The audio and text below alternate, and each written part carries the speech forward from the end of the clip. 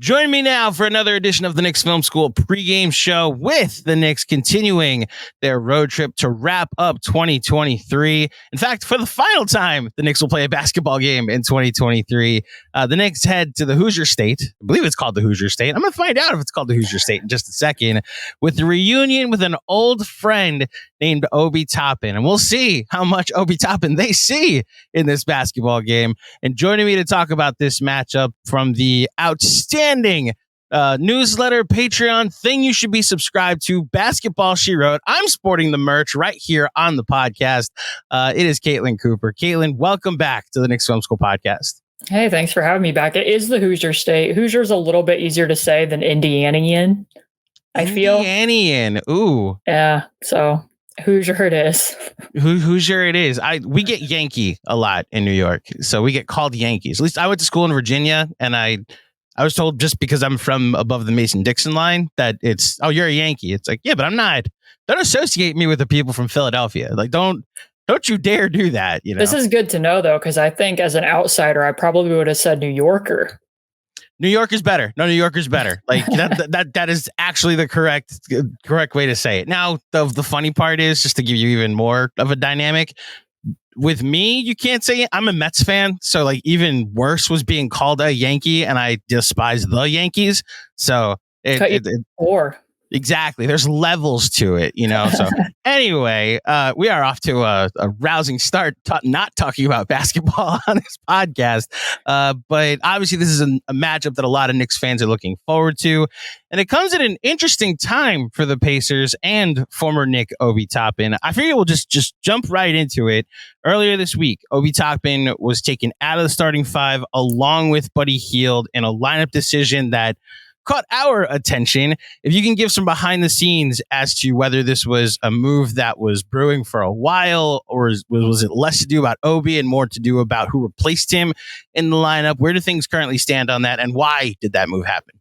So this happened one other time earlier in the season when they went to Atlanta during the in-season tournament that would have clinched Group A for the Pacers, and they put Buddy Hield and Aaron Nesmith back in the starting lineup, which would have been closer to last year's starting lineup at the end of the season before they shifted to development mode. But then after that game, Obi Toppin went back in with the starters in part because Aaron was injured. So for this game against Houston, this was a pretty seismic shift to put Andrew Nembhard at the 2 spot, Aaron Nesmith at the 3, and Jalen Smith at the 4, especially because the Pacers had kind of ruled out Jalen Smith at the 4 from last year. Like that lasted until December 12th of last year, and then they ended up shifting and figuring out that they were a little bit more workable small with Aaron. I think it might not necessarily be so much about Obi as them wanting to play Aaron Nesmith at the 3 and put him into the starting lineup. They kind of were at a point where they just needed to make a change and do something. I will counter and say, though, that of the prior starters, Obi is the only one with a negative swing net rating, which that's not an individual stat. That has to do with what other lineups are out on the court and who else is out on the court with him. But if you look at some of their recent losses, like when they played the Milwaukee Bucks, when they played the Washington Wizards, it is somewhat of an indictment when you start those games and Buddy Hield is defending Giannis Antetokounmpo and Buddy Hield is defending Kyle Kuzma, and those assignments aren't going to Obi. So the Pacers still have an ongoing issue at the 4, and the fact that they are mostly loaded with guards and centers and how they're going to be defending, you know, more elite wings and wing scorers, and Obi has now fallen into the crosshairs a bit. We'll see if that continues to be the case in their upcoming game against Chicago and then against New York on Saturday if the starting lineup remains the change that it was. I'm assuming that's obviously matchup dependent, that Obi just is not a good matchup for I think there's literally putting Buddy Hield on the Giannis's and the better 4s out there. Like, to assume that had the Obi starting 5 been on the court on Saturday, and we'll see what the Knicks, what happens in the Knicks game. But like, Obi would have not been matched up against Julius. Is that been the trend so far this year, that Obi's not getting the tough matchups when they play a big 4? It hasn't been the whole season, but it's become more prevalent. And part of it too is like when you're playing the Bucks, as the Knicks know from Christmas, the Pacers do not want Tyrese Haliburton at the point of attack. So like Tyrese will not be guarding Jalen Brunson unless Jalen really starts hunting him and looking for screens to get those switches. So that's going to be Bruce Brown. Miles is going to guard Brook Lopez. That means that Tyrese needs to guard the other off-ball scorer, whoever the Bucks are starting at the time, most likely Beasley.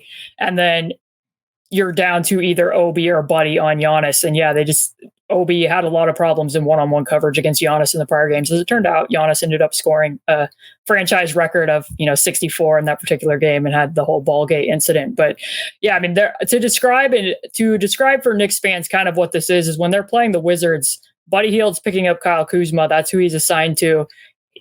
Kyle Kuzma has him completely isolated in space and spread action for the Wizards, and Kyle deliberately calls for a screen to get Obi Toppin because he saw that as the more preferred matchup to go at, and turns the corner and gets to the rim. So, in the Knicks scheme, Obi wasn't doing a lot of switching. The Pacers switch a lot at the 4. So this has been an adjustment for him. And when he gets out in those switches, I don't think it's necessarily, an effort thing or what he's doing defensively. He doesn't have a lot of hip flexibility. So he's good at moving in straight lines. He can get out and run and transition quite well, as or he can backpedal okay. But when he has to defend laterally or defend backwards laterally, that's where he can have some struggles. So yeah, against some of the bigger wings, you don't see him doing a lot of that.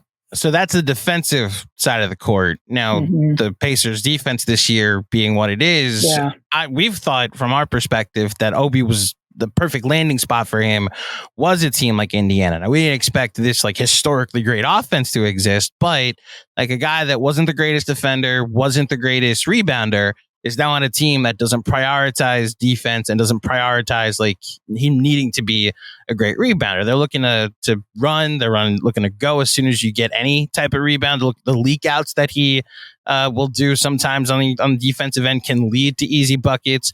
So to the Knicks fan that is invested in just Obi Toppin's future, I promise this will not be completely an Obi Toppin podcast, but if you had to assess what he's been through these first 30 or so games this season, has it been enough of a success from what he's added on the offensive end and been contributing to this all-time great offense, or are the defensive issues really starting to become a problem?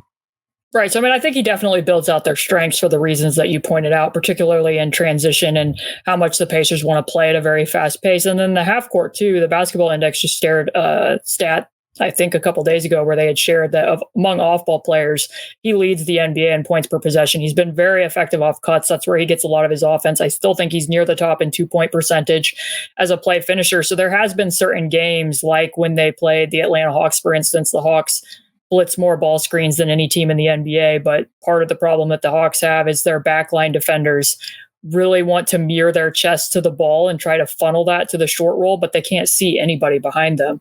So that's a great matchup offensively for Obi Toppin because he's so active. He definitely will keep the ball moving. I've been pretty impressed with his ability to make reads if he maintains 2 feet in the paint as a screener. But when they played Houston the other night and he wasn't starting alongside Tyrese anymore, he had 3 shot attempts. He played 15 minutes and he set 3 total screens. So I won't say that Obi's completely a product of Tyrese. He's shown that he can score in minutes when he isn't out there. But if he's playing with a different type of lineup and he isn't as visible in the offense, it doesn't make as much sense for him in what role he has with the Pacers moving forward. So we'll see how they continue to tinker with that. I think overall, though, I think he has taken steps forwards as a scorer from going from New York to Indiana. I don't think that currently that the Pacers have a rock solid starting 4 on their roster. So I think that's where they find themselves. That's I don't know if that's an indictment, but that I think will be the thing that Knicks fans hear the most, that the plan, the future is not Obi Toppin at the 4 in Indiana. Yeah, I won't say that he won't necessarily be on the roster next season. And I think that I myself question a little bit why they went with Jalen Smith at the 4 in Houston. I know that they wanted to make changes, and I think that was more about just separating Aaron and Obi so that Obi could still fill the 4 spot minutes, but allow Aaron Nesmith to play at the 3. Than it necessarily was completely about Obi. But, Jalen has shot the ball really well on incredibly low volume, but he's a spotty driver. Obi is somewhat too. But defensively, I don't think that you're necessarily going to be super successful with Jalen Smith switching out any better than you are necessarily with Obi. Maybe you get a little bit more secondary rim protection. Maybe you get a little bit more rebounding, but that wasn't the case in the 11 minutes that Jalen and Miles played together. And I think that there has been some internal development, but for the sake of the fact that they already spent half of last season ruling that out, it kind of feels a little bit like they're grasping at straws with that type of an adjustment to me, but it's only been 1 game. So I'll continue to evaluate it here in the next few and see how it goes. We should mention that we're recording this podcast before the Pacers play the Bulls on Thursday. So for all we know, Obi had 30 points, and he's coming into this Knicks game red hot. We're also recording this before the Knicks play against the Magic on Friday, the first night of their back-to-back, which concludes with the Pacers on Saturday. So a lot of dominoes that could potentially fall. I think in general, it sounds like the Obi minutes when he's played with Tyrese have been outstanding. Like you said, 76% from 2-point range, which still leads the NBA at the moment. But I think his struggles seem to be part of a theme with Indiana since the in-season tournament. Maybe you could tell me differently that they've just like flat out struggled. I don't know if it's just the wear and tear of the schedule and really pressing to go all in for that tournament like it seemed that they did has caused them to regress a little bit, or if they're slumping, or whether teams have started to figure them out. What would you say has been the biggest issue during this 3-6 stretch as it currently stands since the tournament? Yeah, I mean, I think it's all of the above. That road trip was very unprecedented for them. They were in Las Vegas, and then they had 4 straight road games, so they weren't at Gainbridge Fieldhouse for nearly 2 weeks. That's really hard, and then they had exactly 1 day off after that finals game against the Lakers before they were in Detroit playing another basketball game. I would also say that I think that teams probably did see the Lakers blitz Tyrese as much as they did and decided, hey, let's try to mimic that. I don't think every team's going to be as successful with it as the Lakers were with regard to Tyrese, because not every team has as much length bringing Anthony Davis up to the ball and having Cam Reddish on the ball as what the Lakers have. But the Pacers, several vets on the team weren't shooting the ball as well. So when he's being trapped and you're passing out of those, you're relying on the other teams to be making shots so that the traps relax against Tyrese, and that didn't necessarily happen. And then defensively, they're just playing a lot of matchups that have revealed what their hole continues to be. They're playing Minnesota, and Karl Anthony Towns and Anthony Edwards combined for 73 points. Tyrese didn't even play in that game. But, they're playing Orlando, and it becomes very clear when you're watching Paolo Banchero, and Andrew Nembhard takes a perfect recovery angle against him, does everything that you want him to do. Buddy Hield comes and sets a hard trap, and Paolo Banchero is still scoring over the top of them. The Orlando broadcast during that game literally said, there's black shirts all around Banchero, and the color analyst said, yes, but all of the shirt sizes are small. And in a lot of ways, it's like when you watch the Pacers, it's like they're trying to cover a king-size bed with a twin-size sheet. And sometimes they make mistakes defensively. I can quibble with the scheme. They've made radical changes to the scheme from last year to this year, but that's also kind of the point. They've made radical changes from last year to this year, and they're still a bottom 5 defense, and it's still not necessarily getting better. So I do think that eventually they're going to have to address some of what the roster issues are in order to get that ironed out. Of course, they don't have to be that good on defense. They kind of just need to be merely bad, as I say, because the offense is historically good. What I was saying to a Bucks content creator last week when we were previewing the Knicks played the Bucks twice in a span of 3 days between Christmas and then on Saturday, was that like the Bucks offense over the last, I believe it was 20 games at that point, was like better than the Pacers. It was the number one offense in the league. And what their defense was, because they got off to that tough start to beginning of the year, and what their defense became was just passable. Like good enough is what you were looking at. And it wasn't like a top 10 defense or even a top 15 defense. It was like top 16, 17. Like that's passable for a team that has a title contention expectations or aspirations. With the Pacers, who a team, I hope this doesn't come off as disrespectful, I don't consider with contender aspirations. Do you think that there is an emphasis, whether it be from Carlisle or from the front office, that like, yeah, this offense is great and like maybe we can be the Kings this year? The defense has to be better than bottom 5 bad, and that they may make adjustments to try and, trend toward like a bottom 12 defense at worst. Oh, I mean, it's definitely emphasized. It's been emphasized at Media Day since Rick Carlisle came here that the things they were going to fix was defense and togetherness. And it's kind of like watching an overworked ball of clay at this point in time. Like I think some of the fan base, because like just for fans that don't know, like last year's Pacers offense, they were very aggressive at the nail. They were kind of overzealous at the low man, which led them to give up some more corner threes, but they would put a lot of bodies in the paint and they were still giving up a lot of points in the paint, still giving up a lot of rim frequency. while also giving up some corner threes. This year, it's very opposite. They give up the fewest 3-point attempts in the NBA. Their defense is kind of the inverse of the Knicks, right? Where the Knicks build theirs from the interior out. The Pacers is very much about taking away the threes. They give up the most points in the paint in the NBA. I mean, people saw it in the in-season tournament finals against the Lakers, right? The Lakers go 2 of 13 from 3, and they scored 86 points in the paint. So now they're staying home a lot more and defending pick and rolls 2 versus 2, doing late switching. They've relaxed some of that a bit. They do more doubling against mismatches. They've started bringing more help, and it still just hasn't necessarily corrected the problem. I know that Rick has mentioned that, like, after they gave up 150 plus to Kawhi, there's been 450-point games in the NBA this season, and the Pacers have been part of all of them, for better or worse. That he's like, hey, we've held 4 straight opponents under 120. I'm like, yes, that's true, but you've also played 4 bottom 10 offenses. And that's why I think this Knicks game will be a good test, because not that Mitchell Robinson was holding down your offense by any stretch of the means, but the offense has been very good for the Knicks since he hasn't been in the lineup. So what the Pacers can do defensively there against a better high-powered offense with so many guys knocking down shots, with the exception of RJ and Julius, will definitely be an interesting test for the Pacers. So it's not necessarily a pushback, but just some context. Like, Julius, since that historically bad 6-game start to the season, is having his best season as a pro. Oh yeah. Like, it's a 56 effective field goal percentage. And it's because, like, man, I'm sure you know this, that 6-game start to the year was, it was honestly the worst I've ever seen someone that high usage play.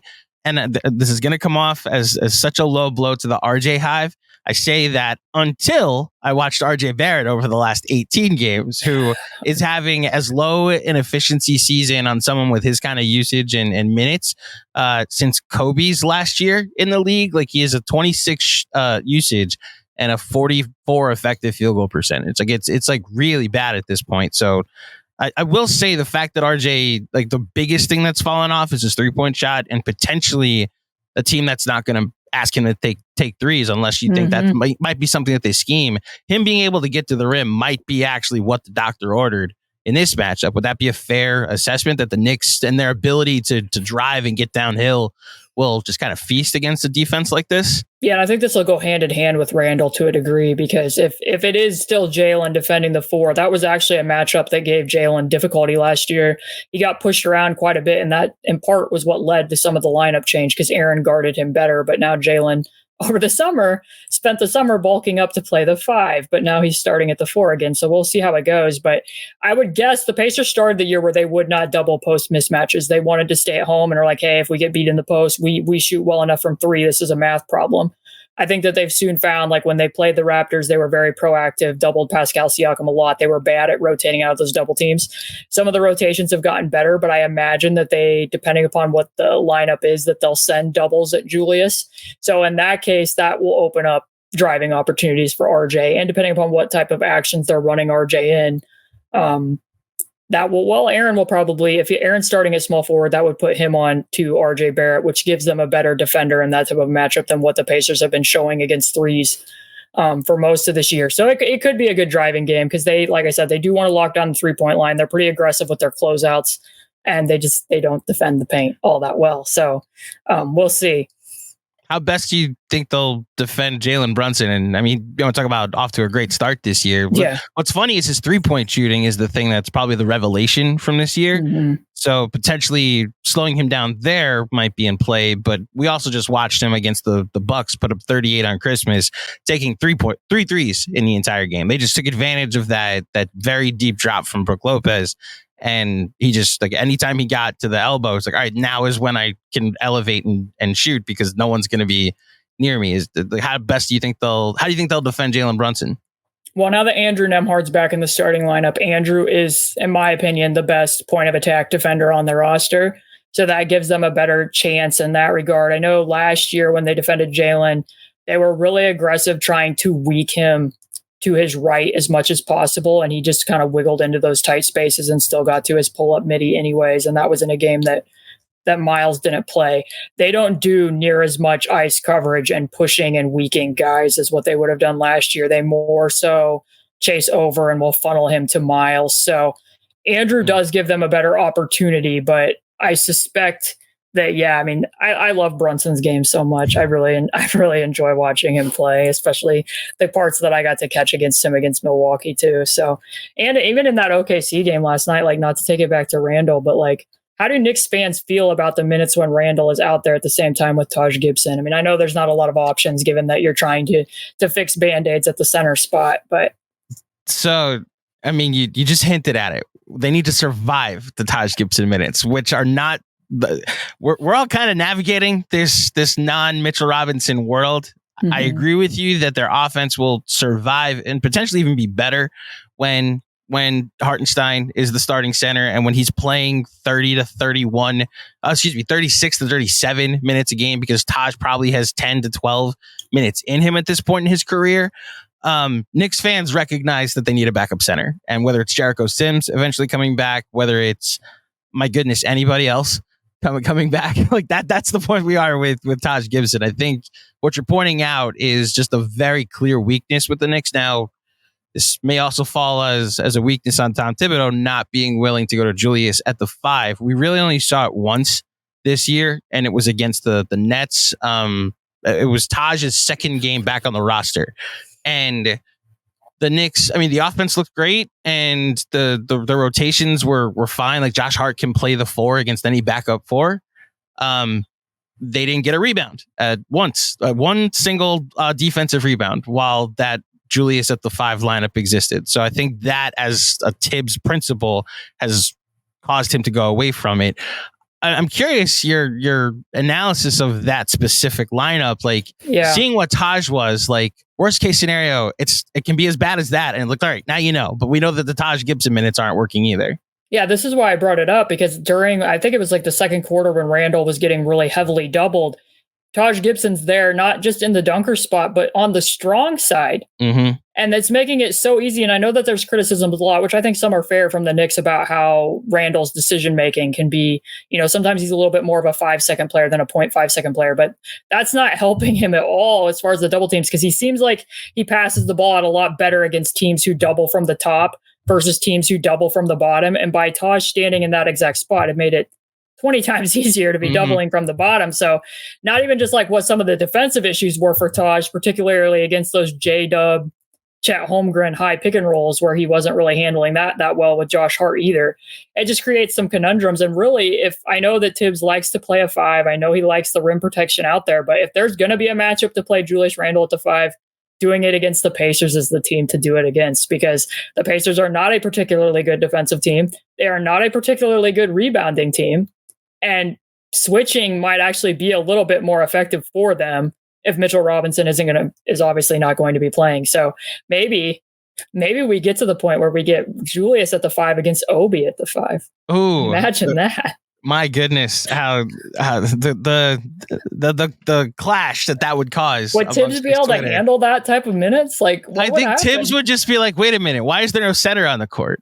He's just going to spontaneously combust on the sidelines, and he'll just resign after the game. It's like, this is not the NBA that I love. To be fair, the Obi at the 5 minutes haven't been great for the Pacers. There's been a few times where it's been useful, where like out of necessity, because guys have gotten in foul trouble, they went with like Obi at the 5 against Philadelphia in the in-season tournament, and it worked. Not necessarily because Obi was defending 5s. Typically, Aaron Nesmith will be, so like he was fronting Joel Embiid during that time. But I think they're getting outscored by like 5 or 6 points per 100 when Obi's solely at solo 5. So Don't let the Obi Hive know that doesn't work. Something that they clamored for 3 years, that it went to Indiana, they tried it, and it also didn't work there. I am very curious if Tibbs, this is just a terrible way to talk about Taj Gibson, because we respect him a lot here at the Knicks Film School and in the Knicks world. But like, at a certain point, you got to wonder if his, not even like his best NBA days are behind him, but like his passable NBA days are behind him, especially in certain matchups. And listen, I'm right there with you that playing Julius 5 minutes in the second quarter at the 5, so that way Hartenstein's not playing 40 I guess 43 minutes at that point. I think there's a passable way, like you said, to have him play. And I know exactly the play you're talking about where they're bringing a double from either side. Yeah. And when Julius, one thing to his credit that he's gotten better at, he's not perfect at it, but he creates looks for guys, whether it be like Grimes on the wing or DiVincenzo or Quickley on the wing, off of his double teams. And the Knicks have generated a lot of 3-point looks from his double teams because he's just been better at that this year. And in this situation, he's looking for where the double is coming from, and they have two options. It's everywhere. It's literally like, okay, this is going to end in a turnover. I was staring at the play last night. I could see it now. So I completely understand what you're talking about. The funny thing about how the Knicks are this season, I wanted to get your thoughts on from what you've been able to watch of the Knicks this year. And I'm even more curious about your thoughts on Immanuel Quickley. Is like, I've pushed back a lot that they could be better than this with a different minutes distribution. But the more and more I don't think they could go up to a different tier in how good they are, but I do think they could have a better record. Like, I don't know if that's like 2 more wins, 3 more wins, whatever that number is. I don't think they'd be considered contenders if Quickley was playing 30 minutes a game. But I mean, if you have any thoughts on Immanuel Quickley and how the Knicks have, divvied out the minute totals so far this year, and maybe just some Knicks thoughts in general, I'd be curious to hear them. Yeah, the thing with Quickley is his name really begets who he is as a player, right? Like, he makes such quick decisions. He's what I just said about Randall. He's definitely a 0.5 second player. He's either going to take a quick trigger 3, put the ball on the floor, get to his floater.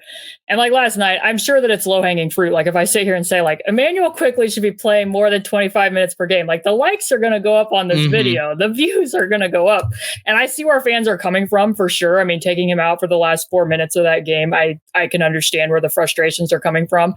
I think somewhat with the Knicks, it's a little bit similar to the Pacers in that you have all these similar sized players who kind of need to play at the same spot, but there's not overlap in what they offer you. Like, they each offer something slightly different between DiVincenzo and Quickley and Grimes and RJ. And the RJ thing, I'm sure that the Knicks are never going to address it publicly, but part of that has to be the politicking of like, if we're going to get a star player in house, RJ's the way to do it. And if he's coming off the bench, that makes it a little bit tougher of a sell. And my guess is some of that from Tibbs is probably coming from a place of him wanting to have some length on the floor. And RJ does offer you a little bit more of that, because even in that stretch, like when I talked about the Chet Holmgren, J-Dub pick and rolls at the top between Taj and Josh Hart, that was a little bit happening in the third quarter between Quickley and Josh Hart, where they were running high pick and rolls with Quickley's defender to try to get SGA a switch against Quickley. And they were scoring quite a few times out of that. And when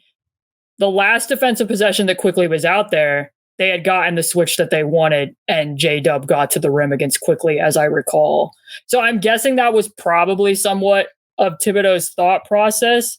The thing that I would come around back to, though, is that some of this kind of just goes back to what matchups are dictated because of Jalen and Julius. And obviously you're going to be playing Jalen and Julius at the end of the games, but you've got Brunson on Giddey and you've got Randall on Lou Dort, which prior to that, there was Immanuel Quickley was on Lou Dort, which suits what he does defensively so well, because his off-ball defensive instincts are like tremendous to watch. Like, that's one of my favorite little Nick nuances, is what Immanuel Quickley does with stunts and his ability to get back and recover. Sometimes just him as the low man, he does a really good job of covering things up, that shots that don't get taken that would against other types of defenses. So I think that, yeah, there's a case for Quickley to be playing more minutes, but I'm guessing that what Tom Thibodeau's thought process is, unless you tell me differently, is that he just wants to have one of Josh Hart or RJ on the floor for the length purpose. Am I correct in that? No, that's the reason. And I'd argue, because you bring up the exact shot that got him taken out of the game, where Quickley gets switched on to Jalen Williams, and he takes him off the dribble and forces, it was a mid-range too. Like, I mean, you could say, I understand what you're saying, that he did technically shoot over him, which, like, we saw, we were doing a watch along last night on our YouTube channel, and I'm literally staring at the play happen, and I'm like, oh, he's going to motion to the bench. Now, the issue I have is that he went to RJ in that spot. I thought he was going to DiVincenzo in that spot. Or DiVincenzo's got I think he's shooting over 55% from three since moving to the starting lineup. He's got a an effective field goal percentage over 60 for the season, and he played 21 minutes last night. So like there is a crunch in the 2-guard spot. To your point about like just what Immanuel Quickley gives you on the whole, I'm at the point where you just have to respect like what the data is telling you. And for someone like Tibbs that talks about on off and net rating as like his thing that he pays attention to the most, I'm gonna give you an over under with the 4-man unit of Immanuel Quickley, Jalen Brunson, Josh Hart, and Julius Randle have this year for an on off. I'll give you an over under of 15. Do you think it's over or under? Oh, I bet it's over. It's over. Yes. Yeah. You want, how much over do you think it is? It's in 339 possessions, by the way. Those 4 on the court at the same time. I'll go 17. It's 26.5. It's That's in the 100. Right. Crazy. It's in the 100th percentile. This is Warriors death lineup. Like from a data perspective, it's been that good, which is why I think the frustration has really started to boil over in the past couple of days with Knicks fans. Like, you have a thing that's not just working. It's working in the top 1% in the league on both ends of the floor. Just let it ride. Like, even to your biases of like, can I ask what the offensive rating is for that group? What's the offense? The offensive rating for that group is 134.5. The defensive rating is 108.0. It's in the 100th percentile offensively, 95th percentile defensively. Right. So both sides are really good. And that was the other point that I was going to make, that even when some of those screening actions between J-Dub and SGA were happening and they were doing show and recover with Quickley so that they could keep Hart on Shea, there was times where Shea was still shooting over the top of Josh Hart. Like, and that's just the caliber of player that Shea Gilgeous is. But the point being is, like, if it's simply a size thing, like, there's a wing and you're still, that was a step back too. That's what you gave up in that situation. So you're kind of sacrificing the other things that Immanuel Quickley is going to bring you as an off-ball defender and everything that he adds offensively by making that decision. And maybe some of this is just like the Tibbs ethos, and that it feels to me that, like, even though the Knicks in this post like Mitchell Robinson era, their offense is, otherworldly, and the defense has dropped from like 9th to 21st, you kind of have to alter what you're thinking and being like, hey, what lineups are we going to put out there that's going to boost this offense to the best possible levels? Versus he's kind of always seemed like a person that, even if the Knicks defense wasn't always elite, it was, how am I going to plug the most leaks, and how am I going to make this defense the best that it can be with personnel out there, even if that isn't even necessarily the case, because of the point that I just made with Hart and what Hart was, going on with Shea Gilgeous. So, well, look, the Josh Hart lineups are right. Like, they're pretty great as well. I think I'd love to have an alternate reality where the sub he made was DiVincenzo for Quickley instead of like we all still would have been frustrated by it. But the 4-man unit I just mentioned with the insane net rating, right? If you take Quickley out and make it DiVincenzo, it's plus 14 with the 98th percentile offensive rating and the 78th percentile defensive rating. Like, it's like they still have effective lineups that exist. And I don't want to look too much into lineup data. This is around 200 possessions for both. But I think the bigger frustration, I'm very curious when you watch him on Friday. Well, what's funny, on Saturday night, he might actually have a good game, RJ Barrett, but the efficiency for him falling off a cliff, I think, has trickled down into the rest of his game, whether it be the decision making or the rebounding or the defense. And like, there was just no reason to put him back in the game last night. That's where I think the minutes for Quickley or whomever should come from. It's from less RJ minutes. I don't know if you caught that or felt that way last night watching the Thunder game. No, for sure. And that's why I said, like, how much of this goes back to politicking, because if you pull him during closing time, that's a very loud flashing signal to the rest of the league of like, hey, we don't put this guy in our closing lineup. And like, in part two, like, this applies to Obi Toppin and to Benedict Mathurin, because when they were both in the starting line at the beginning of the season, they were not playing at closing time. Like, that was typically going to Buddy Hield and Aaron Nesmith. So like, the closing lineup is more reflective in a lot of respects about who teams value and who they trust and what they're doing with starters, and obviously the minutes distribution. So I just wonder how much of that's playing into it, because I think from a basketball perspective, like, when I'm assessing what coaching decisions are made, I always try to go from it, like, down the list of what are the possible reasons why they would have done this. And if you exhaust them all, typically you land on the fence of like, is this being done because eventually they want to be able to trade this person? And I just wonder how much of that's playing into it. Man, another month like this from RJ, and I'd argue playing him as many minutes that you are is working his trade value. That's a good counterpoint. So we'll see. I'm very curious how these two teams match up on Friday, especially with this new version of the Knicks offense that, as you've pointed out, is much better. And like, to Tibbs' credit, like Quentin Grimes, I thought played very fine last night. Like, arguably he was really good last night. What did he play, like 12 minutes? 11 minutes. Like, hit 2 threes, was really good on ball. He was part of the rotation, or I guess part of the lineup that got them back in the game in the second quarter. Checked out after 11 minutes. DiVincenzo hit 4 more threes again last night. Played 21 minutes. Would have played less if they didn't put him in for the last minute of the game. He actually went to Randall at the 5 for the last minute of the game to try and boost the offense. And then Quickley, of course, playing 25 minutes. It really, I do understand the frustration and politics is a good word for it, but like the logjam that exists within their guard lineup, it would take some flexibility to be like, let me see what DiVincenzo with the 3 next to Quickley or next to Grimes would look like. And I don't know if he's ever going to be comfortable doing that. This may be the team to do it against, is from what you're telling me. The Grimes thing's really interesting to me as well, because like I said, each one of those players has slightly different strengths. And I think among them, Grimes is the stickiest at the point of attack. And last year, he was one of the better players who guarded Tyrese Haliburton, in part because Tyrese rejects so many screens. And he's one of the few guys last year that I watched Tyrese reject a screen and the defender still beat him to his spot anyways. And that's what Grimes did in 2 of the games that they played against him. So I'll be interested to see if Tibbs is willing to up his minutes a bit just to get him out on the floor against Tyrese, because that was one of the better matchups that I watched last year in terms of who was most effective at guarding him. And I do have 2 more questions, one being a Tyrese Haliburton question. And look, the start he got off to this year, and he still somewhat kept it. I know these last 9 games have been a struggle. He's been covered a little bit differently from the few Pacers minutes that I've seen. But like, he was these games where he was, 30 and 12 with no turnovers. And it was just like an every night thing. Like, these are video game numbers, were pretty incredible, especially through the in-season tournament. How much has he fallen off? Has he actually fallen off, or is he just being covered differently over these last 9 games? I mean, he's missed some shots that he was previously making. Of course, his shot difficulty was pretty high during the in-season tournament, and he was like in God mode. He was definitely on 1.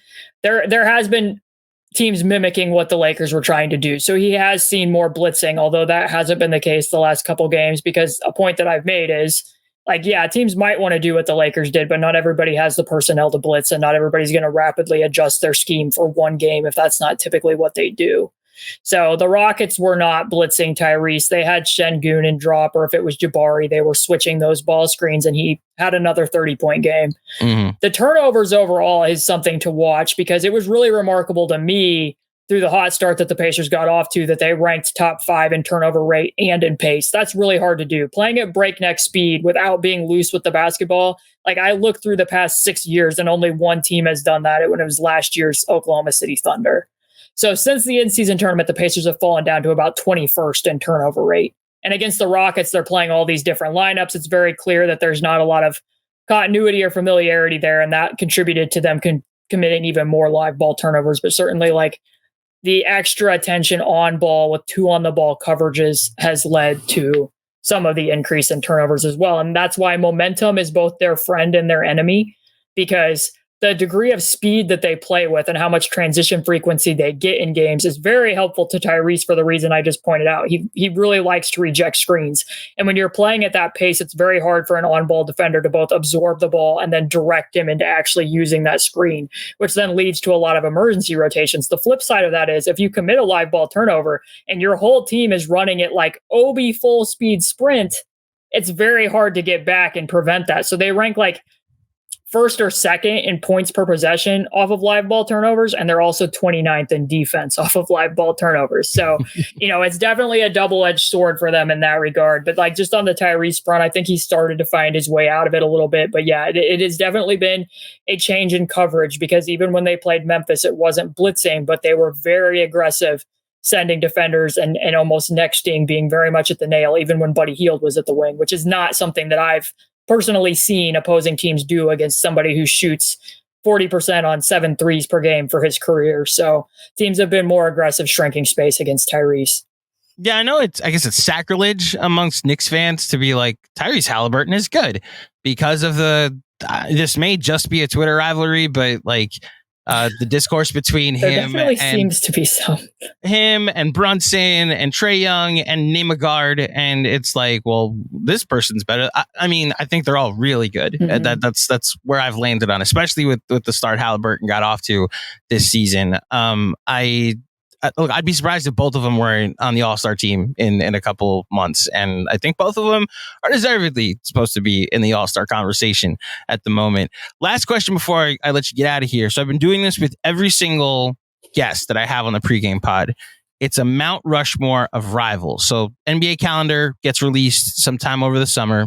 And there's the dates that you circle. It's like, I cannot wait to play this team. Now, I don't know how much I've talked to you about like your specific Pacers fandom and whether the dates you circle on the calendar are like emotional and specific to like I personally, I'm out for blood every time the Knicks play the Miami Heat, which, as you can imagine, made last year's playoff series very conflicting. Personally for you, who are the 4 teams that you look forward to the most when they either come into town or when the Pacers go into their town to play them, whether it be from a fan perspective or just like as a basketball analyst, like you look forward to playing at these teams, or at least the Pacers playing these teams? Unfortunately, I think from the fan perspective, probably number 1 on that list is going to be the Milwaukee Bucks because of the ball gate that just occurred. And because it definitely started, like, even before that happens, you know, Tyrese did the pointing at the watch, which he said was about, this is our time. I think Dame took that as, hey, you're stealing my celebration there. Yeah. And I think some of that carried over. Like, I think that this is kind of an unintended thing from the in-season tournament, right? That like it kind of created some rivalries maybe in ways that the NBA didn't necessarily foresee happening. So the Pacers play the Bucks twice on New Year's Day and then have a day off and they play the Bucks again. I know that that's probably going to be on a lot of calendars. Be watching those 2 particular games. I'm most interested in it because, you know, when they did allegedly take the game ball, that was probably the most defense they played against Giannis in that game. So if I'm just more interested to see like what is the game plan going to be so he doesn't go for nearly 70 points again. Mm-hmm. So that will be high on the list. Number 2 is probably the Knicks. The Pacers season shifted dramatically around those 2 Knicks games last year between, shall we call it the Wally Szczerbiak game? I guess we can, is when the Pacers went on their best portion of the season when they won 8 of 10 games. And then the next game against the Knicks was when Tyrese got hurt and they just never really recaptured that same magic again. So I think real quick, do Pacers fans call it the Wally Szczerbiak game? I think indeed they do. Yeah. Damn it. All right. We don't, let me choose my words carefully. The views and thoughts of Wally Szczerbiak do not reflect the entirety of Knicks fans or its fan base, specifically the fans at Knicks Film School. I've had a lot of people tell me that. Those from last year, yeah. Yeah, and I think some of it too, like for the reasons that you pointed out, like definitely not me, because I enjoy Jalen Brunson's game a lot. And I really liked, part of the aspect I liked of Team USA is how differently the 2 of them put their impression on the game. But I think that's some of where this rivalry comes from, because Tyrese was coming off the bench and a lot of people did not think that Tyrese should be coming off the bench for Team USA. So I saw a lot of Twitter arguments about that. I was in the camp that I felt like Team USA's biggest strength was going to be their depth and that they could put a bench unit out there that could play at that degree of a pace against other teams that didn't have as much talent in their second 5. So I was fine that Tyrese was coming off the bench behind Brunson, but I think the Knicks would be number 2. Number 3 is going to be against the Kings. Probably another obnoxious narrative matchup where we must continue to wonder if the Kings traded the right or the wrong guard or not, and relitigate that over into infinity. I feel bad for Kings fans at this point. It's where, you know, Tyrese does any interview and it feels like he's getting asked more about that trade in the Kings a lot of times than he is his current tenure with the team that he plays for. But I think especially like Buddy Hield gets booed pretty mercilessly when he goes back to play in Sacramento for reasons. So between the two of them, that one usually I think garners a little bit more attention. I'm trying to think what another one, probably for me, like it's not necessarily a rivalry, but I really enjoy watching Tyrese think his way through the matchups both with Boston and Miami. I don't think there's really any bad blood there necessarily, but like he was held to a point in the first game, one of the games they played against the Heat last year. And then he had his career high at the time, scoring 43 the next time they played him. And I think that's kind of like a hallmark of Tyrese, that if he sees a coverage that limits him in one game, or he sees a particular matchup, he tends to process it and spit out the data and find an answer the next time it comes around. So I always really appreciate him about that. And then also another defensive matchup didn't get to see it because Tyrese was out against Minnesota, and Jaden McDaniels, was definitely limited in that game. But he and Quentin Grimes have been two of the better on-ball defenders against Tyrese. So I really like watching the Pacers play Minnesota as well. It warms my heart that you put the Knicks on that list. I can't tell you how many young Knicks fans just don't know about the Knicks-Pacers rivalry. It's from the 90s, from 2012, 13. Like, the Melo getting blocked by Roy Hibbert is something that I'm still personally not over, and it's a thing I still don't harms like. You. It's very much like you see the jersey behind me. Like Melo was my guy, and I thought he was single-handedly gonna get us to a Game 7, and then Roy Hibbert, literally with his single hand, blocked that from happening in Game 6. You add in, the Reggie Miller of it all, and those rivalry, those bloodbaths in the 90s were important to forming me as a Knicks fan, and a lot of older Knicks fans like myself. And then I have these kids that are like, well, we hate Brooklyn more than we hate Indiana. It's like, I don't know a Nets fan. Like, what are you talking about? There's never been a significant Knick game in my life. So why would I care about that rivalry? So it makes me happy. And maybe that's something that the Obi trade and these two teams potentially matching up in the playoffs this year could bring back, is the Knicks-Pacers rivalry of old, Caitlin. And you know what? In the in-season tournament, when the Bucks were in the when the Knicks were in the quarterfinals against the Bucks, and the Pacers were playing the Celtics, my heart wanted the Knicks to win that game. I was like, this is going to be fun if these two teams get to the semifinals. But well, you know what ended up happening? Because I had a different perspective. I thought we were going to lose to the Bucks, and I was like, well, if the Pacers lose to the Celtics, then we get Knicks Pacers at the Garden later this week. And instead, what the Knicks earned as a reward for making the in-season tournament, an extra road game against the Bucks, and then an extra road game against the Celtics on Friday. They're 82 games this year. They're the only team to play the Bucks and the Celtics 5 times each. Oh, that's a good point too. Yeah. It worked out great for us making the in-season tournament. The opposite of what happened with the Pacers, where they actually got to go and experience Vegas. And okay, last thought actually. Your thoughts on the in-season tournament, like not the fallout after the 9-game stretch that they've kind of struggled through, but like as an NBA fan, it's impossible not to see how it worked. Like, I cared about December basketball. I made plans with friends like, hey, the Pacers or Lakers finals is this Saturday night. We should watch it. Just from your perspective as somebody who had a team that was in the finals of the tournament and made their way through the tournament, what was it like watching it and covering it and I guess to an extent enjoying it? Well, from a content standpoint, it was like exhausting. It was great for business, but like I did one 24-hour span. I think I did 3 Celtics podcasts. So there was a lot on my plate during that particular week. But from like the actual perspective of it happening, like it was great for the Pacers from a visibility standpoint. They have 1 national TV game this year. Like it was funny because when they talked about the player participation policy, they're like, this isn't really going to apply to anybody on our roster because we don't have national TV games. So, it doesn't really matter. So fans getting kind of like, I was very surprised during like the Team USA stuff because people were talking so much about how many hit-ahead passes Tyrese has thrown. I'm like, he's been doing this for a year. It's just that people didn't really get to see him doing it. So from that, and then I also just think it was really valuable for especially young teams like the Pacers getting thrown into that mix. Like there were stakes involved. There was heightened coverages. We got to see that against the Lakers and have a little bit more of a measuring stick of where the Pacers are at in their trajectory and how people stood up against those types of, like I said, the exaggerated game plan. So I think it was valuable and I liked it. Like I went into it and said, like, I'm not going to have some opinion about this, preconceived idea until I've actually watched it. So I think it worked out as it was intended. And maybe they'll continue to tweak some certain aspects about it, but I think it was an overall positive. Yeah, I should add the Knicks, like for a while, it looked like the Knicks were going to end up playing 42 road games and 40 home games because of the in-season tournament. The news came out earlier today that the Knicks are getting a home game added back to their schedule. They're going to play the Pistons at home. So at least the Knicks, I'm going to assume the Pistons will have won a game by then, taking all the pressure off of that matchup in February. But I'm not going to guarantee that the Pistons have won a game by then either. That I will say, I was a little surprised that in your Mount Rushmore you didn't have the Pistons. I know like the malice and those rivalries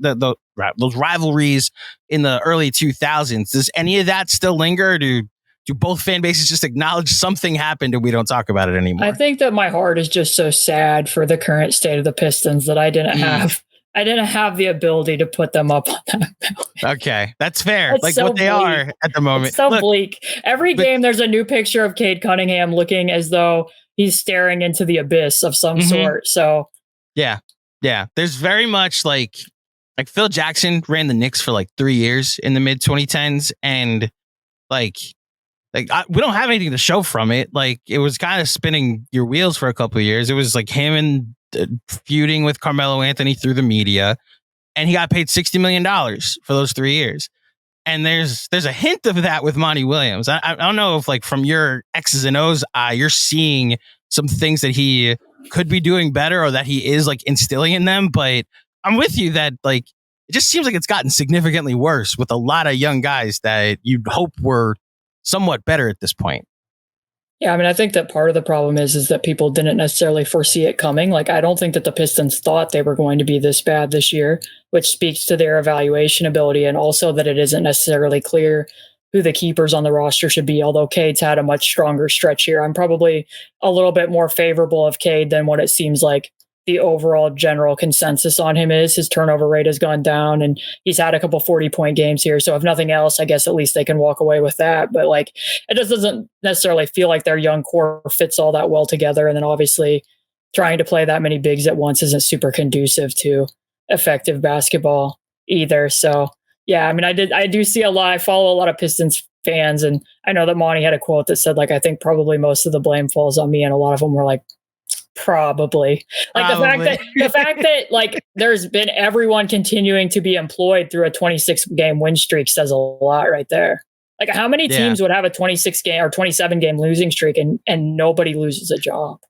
It's the very rare situation, but because it's year one of a long contract, you almost accept that like, all right, you get one. Like Derek Fisher, his first year with the Knicks, they went 17-65. And there was at a point in that season that they were 5-35. So like, because it's year one, you almost get a hint of a mulligan.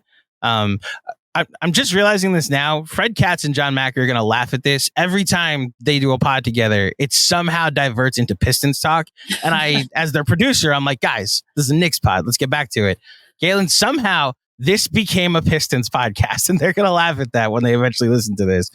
Should we turn it into a Lakers podcast? Because how many games did Mike Brown last that season when they started out? 5. Yeah, I was thinking he lost 5 or 6 games. So yeah, now that was the expectations were a bit different. That team had championship. Like Kobe was on that team. There's no Kobe saying like "be gone" of this guy, at any point. So, well, Caitlin, you've been great with your time. I appreciate your insight and look forward to this matchup on Saturday against the Pacers. Before you get out of here, please let the fine folks at home know where they can find you and all of the stuff that you do. My Twitter handle is here on the screen at C2_Cooper. If you go there, the link to my Patreon's in my bio. So it's patreon.com/basketballshewrote, which has now become more and more a mixture of, I do a lot of writing, but also been doing some video breakdowns where I get on the screen and do some key points from games. I did a lot of those during the in-season tournament. And then I've been doing my mailbag as a video that includes film with it as well. So if you're more of a visual learner, there's stuff there. If you prefer reading, there's stuff there. I think there's a little bit of everything. So I'd love to have you. Best. Thank you, Caitlin, so much for joining me. Thanks for having me.